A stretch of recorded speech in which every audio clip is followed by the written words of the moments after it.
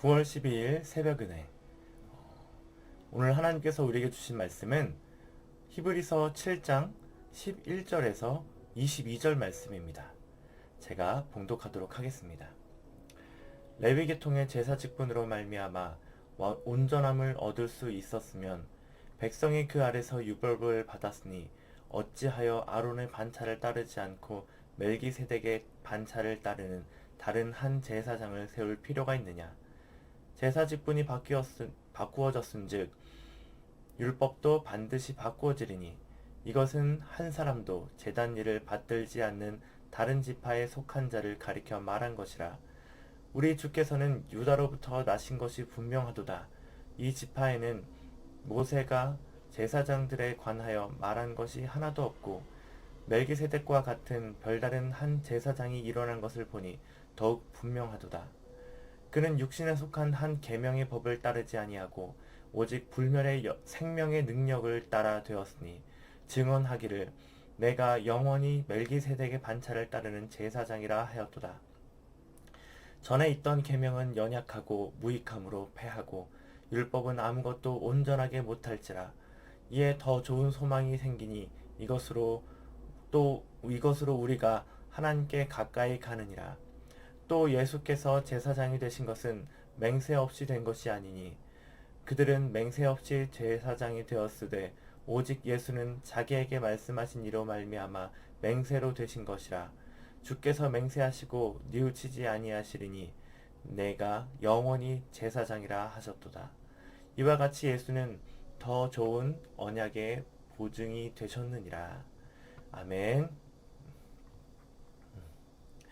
네, 오늘 말씀은 처음에 시작을 레위 계통의 제사 직분으로 온전함을 얻을 수 있다면 이렇게 이제 시작을 합니다. 이제 이것을 원문으로 해석을 하면요, 이제 만일 이 레위 계통 제사장 직분에 완전함이 있었다면 이제 이렇게 해석을 할 수가 있거든요. 근데 이 말이 자체가 이제 가정법이에요. 근데 가정법은 사실이 아닌 것을 이제 가정을 하는 거잖아요.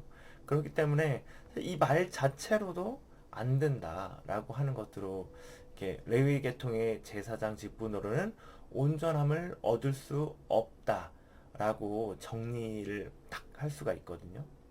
이제 그렇기 때문에 이제 오늘 계속 이 말을 좀 정리를 하면 멜기세덱에 따르지 않는 이 기존의 다른 제사장으로는 온전함을 얻을 수 없고, 그렇기 때문에 멜기세덱의 반차를 따르는 제사장이 왔으니 왔다라고 하는 것입니다. 그래서 이 새로운 계열의 이제 아론의 반차, 멜기세덱의 반차 이러잖아요. 그래서 멜기세덱의 반차를 따르는 제사장이 왔으니 그 내용도 바뀌어야 된다는 거예요.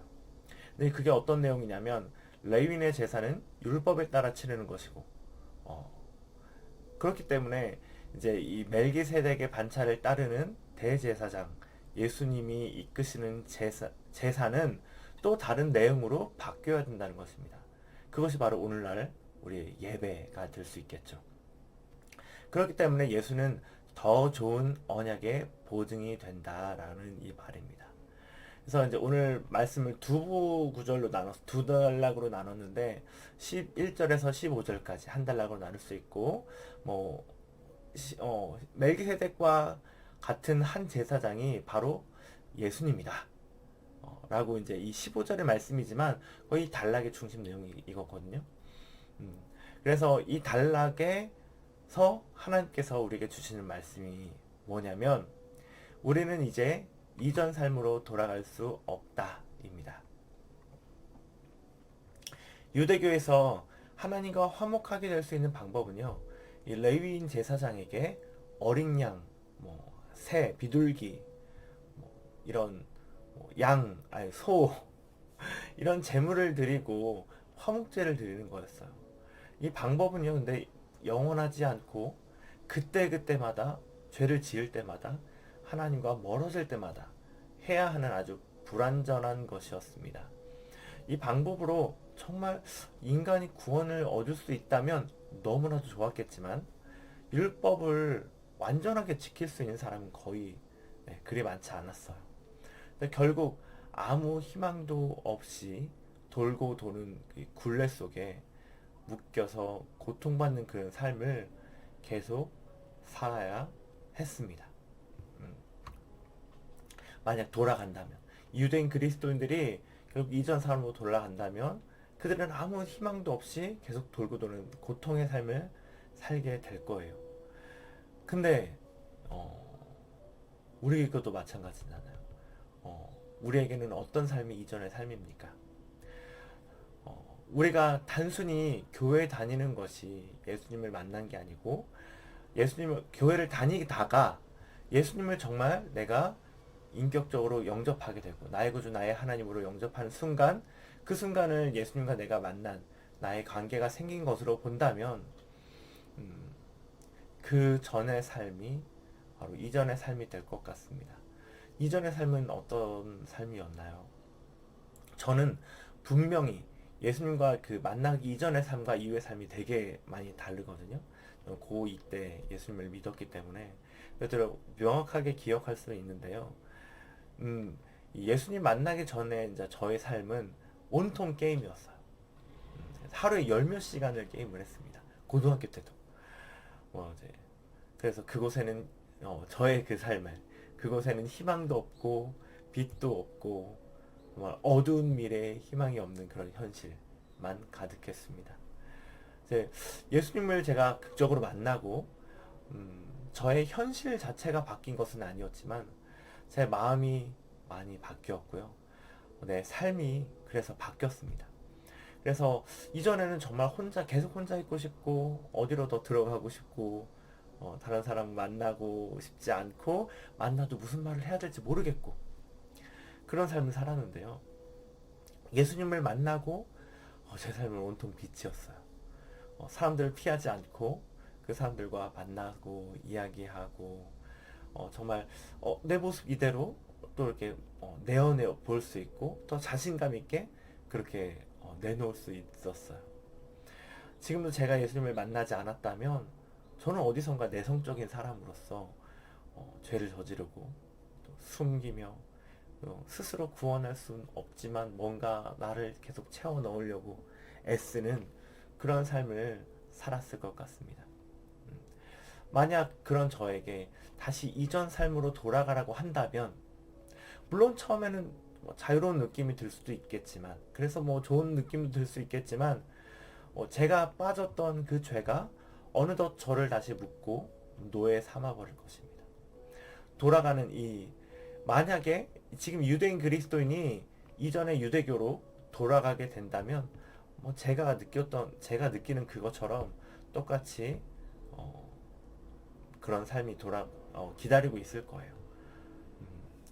처음엔 자유한 것 같지만 살았다 하는 그런 느낌에 근데 이 죄의 삶이 계속 나를 붙들고 있는 것들을 놓지 않고 그 죄에서 내가 멀어지지 못하도록 그 죄가 나를 붙잡고 있는 것을 느끼게 될 거예요.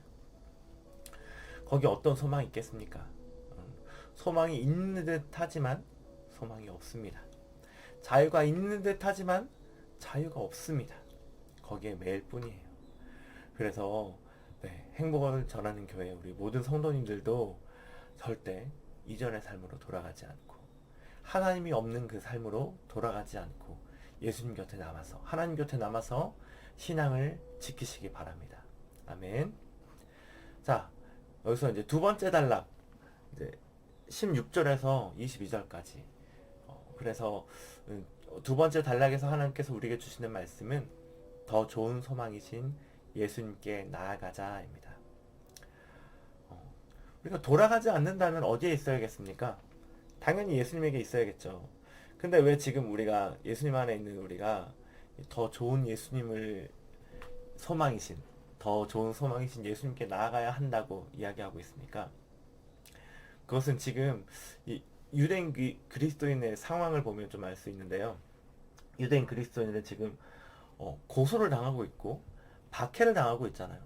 예수님 믿는다는 이유로 잡혀가고 있습니다. 그 핍박에 못 이겨서 지금 유대교로 돌아갈까 말까 고민하고 있는 사람이 많다라고 얘기했어요. 그럼 우리도 왜 더 좋은 소망이신 예수님께 나가야 할까요?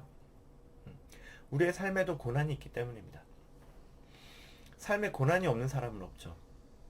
음, 고난이 작게 찾아올 수도 있고 고난이 크게 찾아올 수도 있는데 고난이 없는 성도는 아마 거의 없을 겁니다. 있더라도 자기가 작게 여겨서 이 정도는 고난도 아니지 않아? 라고 얘기할지언정 고난이 없는 사람은 없는 것입니다. 근데 이 고난이라는 말 자체가 즐길 수 있는 건가요? 즐거운 이야기인가요? 아니죠. 고난이라는 말 자체가 괴로운 것이잖아요. 음, 힘든 일이잖아요. 근데 이게 작은 고난이라고 말하는 게 결국 누구의 관점에서 이게 작은 고난일까요? 다른 사람의 입장에서 볼 때 작은 고난 아니에요? 나에 비하면 너무 작은 고난 아니야? 그렇게 생각하는 거죠. 근데 이거를 맞닥뜨리는 당사자는요, 결코 작은 고난일 수 없는 거죠. 어, 그래서 결국 음, 모두가 이렇게 힘들 수 있는 그런 고난 가운데 살아가고 있다라고 하는 거죠. 믿는 사람들도.